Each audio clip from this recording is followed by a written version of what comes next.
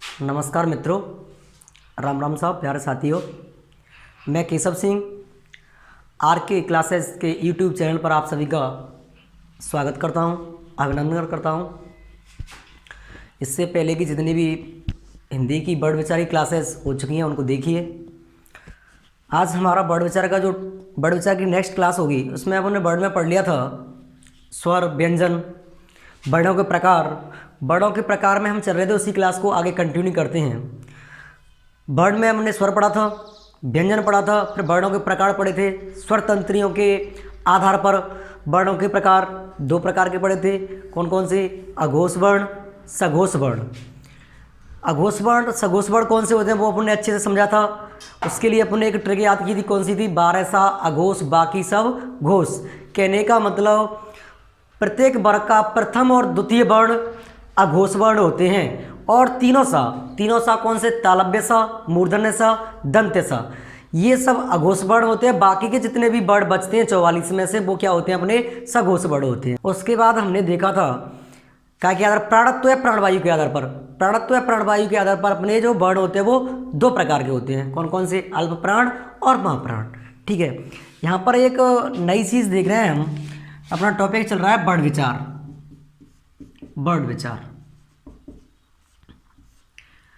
वर्ण विचार अपन ने स्वर खूब अच्छे से पढ़ा है। स्वर अपने कितने होते हैं आपको पता ही है, 11 है।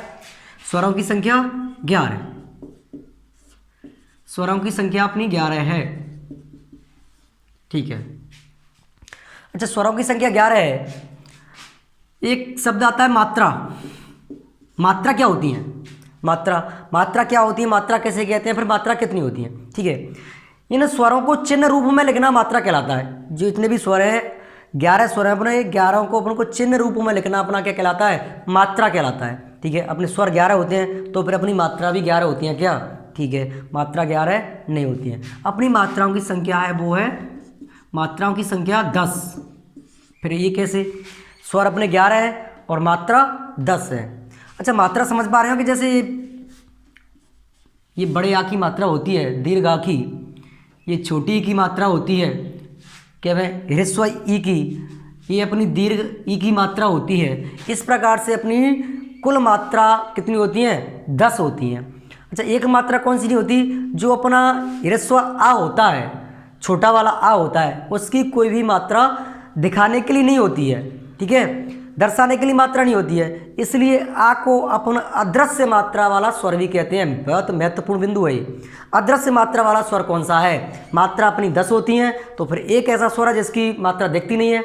कहने का मतलब जो अपना ह्रस्व आ है वो अदृश्य मात्रा वाला स्वर है। ठीक है, तो यहाँ मात्रा की परिभाषा की बात करें, मात्रा की परिभाषा क्या होगी? तो मात्रा की परिभाषा होगी स्वरों को चिन्ह रूप में दिखाना, या स्वरों का चिन्ह रूप मात्रा कहलाता है। स्वरों को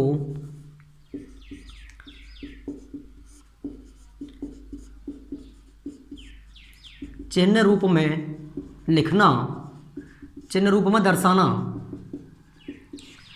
क्या कहलाता है? मात्रा कहलाता है। मात्रा कहलाता है,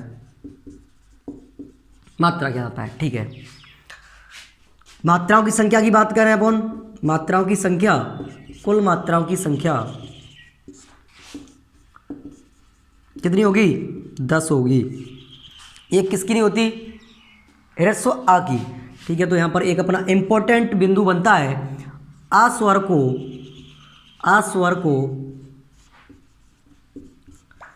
अदृश्य, आ स्वर को अदृश्य मात्रा वाला स्वर भी कहते हैं, या स्वर कहते हैं। जो अपना ह्रस्व आ है उसे अदृश्य मात्रा वाला स्वर कहते हैं। ठीक है, अब यहाँ से मैं आपके लिए 4-5 इंपॉर्टेंट क्वेश्चन निकाल के ला रहा हूँ। कौन कौन से? देखिएगा, थोड़ा ध्यान देवें। यदि आपसे कोई प्रश्न करता है हिंदी वर्णमाला में स्वरों की संख्या कितनी है, आपका आंसर 11 होना चाहिए। ठीक है, हिंदी वर्णमाला में मूल स्वरों की संख्या कितनी है? आंसर 4 होना चाहिए। इनको थोड़ा लिखते जाते हैं जिससे अच्छे से क्लियर हो जाए। ये 4-5 महत्वपूर्ण प्रश्न हैं। कौन से हैं? कुल स्वरों की संख्या, कुल स्वरों की संख्या कितनी होगी? 11 है। कुल स्वरों की संख्या होगी 11। ठीक है, मूल स्वरों की संख्या, मूल स्वरों की संख्या पूछी जाए आपसे, 11 में से जो आपके मूल स्वर हैं उनकी संख्या कितनी होगी? 4 होगी। कौन कौन से होते हैं? अ, ई, उ और री। मतलब ह्रस्व अ, ह्रस्व ई, ह्रस्व यू, उ और ह्रस्व री, ये अपने क्या होते हैं? 4 मूल स्वर होते हैं। ठीक है, बात आती है कुल मात्राओं की संख्या। कुल मात्राओं की संख्या, कुल मात्राओं की संख्या अपनी कितनी होती है? 10 होती है। अदृश्य मात्रा वाला स्वर, अदृश्य मात्रा वाला स्वर, क्या है अपना? छोटा। ये अपना अदृश्य मात्रा वाला स्वर है। ठीक है, हिंदी वर्णमाला में कुल वर्णों की संख्या, हिंदी वर्णमाला में, वर्णमाला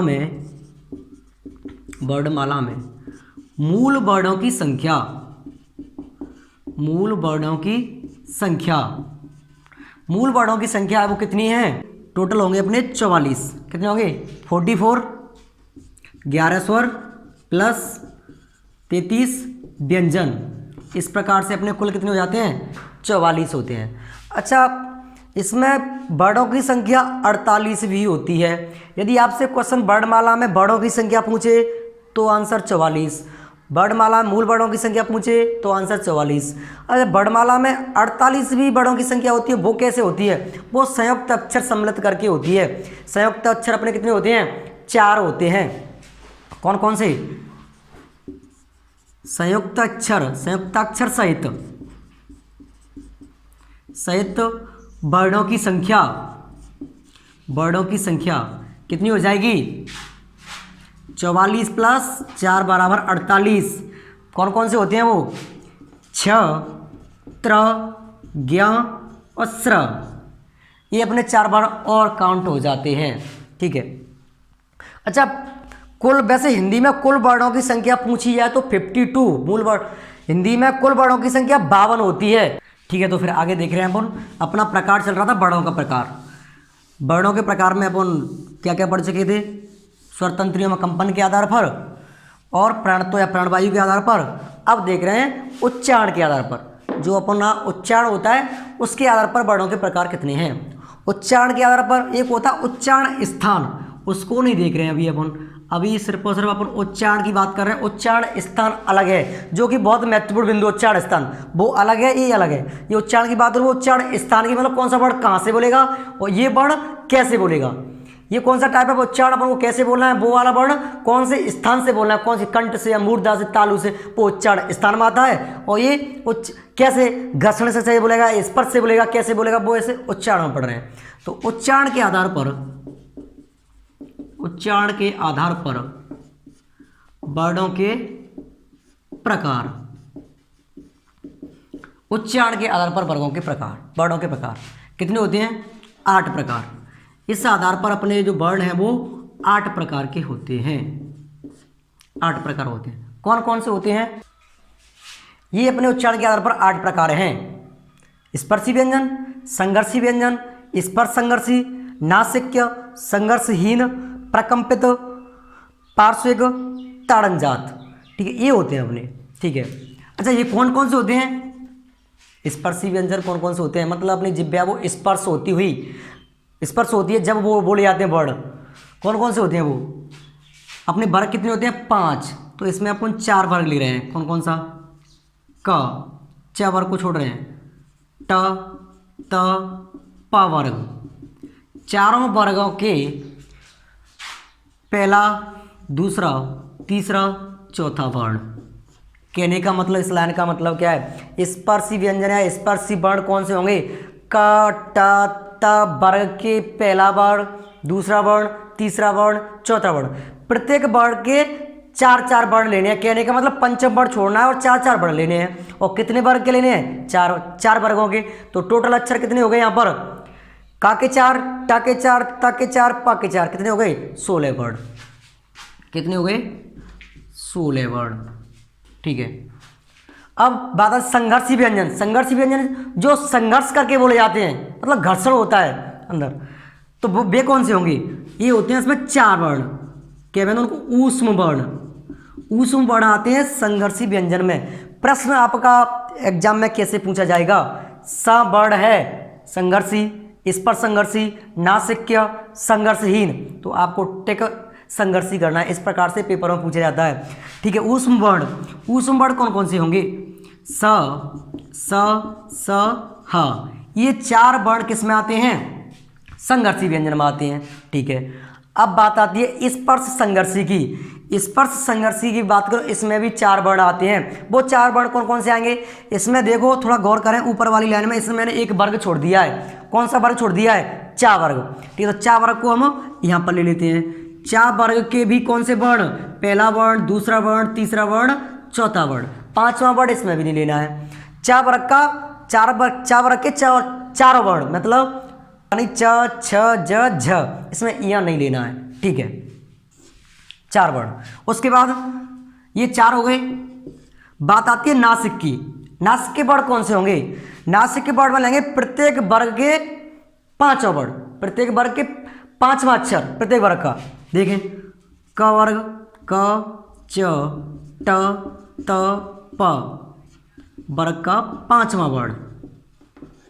कहने का मतलब का वर्ग का 5वां वर्ण, यहाँ इसका, ये वाला यहाँ इसका, ड़ा, जितने भी इनके इन वर्गों के 5वें वर्ण हैं वो किस में आएंगे, नासिक के वर्ण में आएंगे।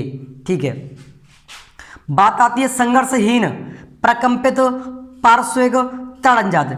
प्रकंपित को देखें, प्रकंपित में कौन से आएंगे, संघर्षहीन में आती है जिनमें कोई संघर्ष करना ही नहीं पड़े, जो कि क्या होते हैं अपने य और व, य और व, ये बिल्कुल स्वरों की तरह बोले जाते हैं, इसलिए इनका एक नाम और होता है। क्या नाम होता है, मैं बता चुका हूँ पहले, इनका नाम होता है अर्ध स्वर। जो य और व वर्ण है वो अपने संघर्षहीन वर्ण कहलाते हैं। अब बात आती है प्रकंपित। प्रकंपित वर्ण कौन सा अपना, इसको बोलने में कंपन उत्पन्न होता हो या जीभ लपेटा लेती हो, ये वर्ण होता है अपना र वर्ण, ओनली र। ठीक है, अब बात आती है पार्श्विक वर्ण। पार्श्विक का मतलब होता है बगल, मतलब बोलते हुए बगल से हवा निकलती हो, बगल से, तो ये होता है अपना ल वर्ण। ठीक है, ताड़नजात। ताड़नजात मैंने बताया था आपको, एक उच्छिप्त बिंदु होते हैं, उच्छिप्त वर्ण होते हैं, उच्छिप्त का नाम ही ताड़नजात होता है, इसलिए जो उच्छिप्त वर्ण है वो ताड़नजात में आते हैं। तो ड और ढ ये किस में आते हैं, ताड़नजात। इस प्रकार से वर्णों के अपने 8 प्रकार क्लियर हो जाते हैं। कौन कौन से, स्पर्शी वर्ण, संघर्षी वर्ण, स्पर्श संघर्षी, नासिक्य, संघर्षहीन, प्रकंपित और पार्श्विक और ताड़नजात। ठीक है, इसके बाद अपन इंपॉर्टेंट महत्वपूर्ण प्रकार ले रहे हैं, वो क्या प्रकार है अपना। ठीक है, तो अब हम पढ़ेंगे उच्चारण स्थान के आधार पर वर्णों के प्रकार। उच्चारण स्थान के आधार पर वर्णों के प्रकार। वर्णों के प्रकार, उच्चारण स्थान के आधार पर अपने वर्णों के 8 प्रकार होते हैं। ठीक है, ये अपना महत्वपूर्ण बिंदु है। वर्ण विचार का सबसे महत्वपूर्ण बिंदु उच्चारण स्थान होता है, जिसमें से प्रत्येक कंपटीशन में एक क्वेश्चन आने की संभावना रहती है। इसको हम अगली नेक्स्ट क्लास में पढ़ेंगे, इसका अच्छा डिस्कस करेंगे, अच्छे से पढ़ेंगे। आप अगली क्लास में रिवीजन करके आए, 10-15 मिनट की क्लास होगी, उसके बाद वर्ण विचार टॉपिक अपना फिनिश हो जाएगा। उसके बाद न्यू टॉपिक लेंगे, उस टॉपिक का नाम रहेगा संधि। ठीक है, इसको पढ़ के आए और वीडियो को शेयर करें, लाइक करें, चैनल को सब्सक्राइब करें। ठीक है, धन्यवाद।